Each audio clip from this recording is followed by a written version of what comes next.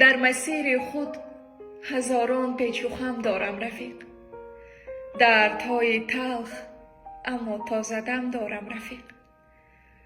دوستان بی‌وفا بسیار اما در عوض دشمنان با وفا و هم قسم دارم رفیق.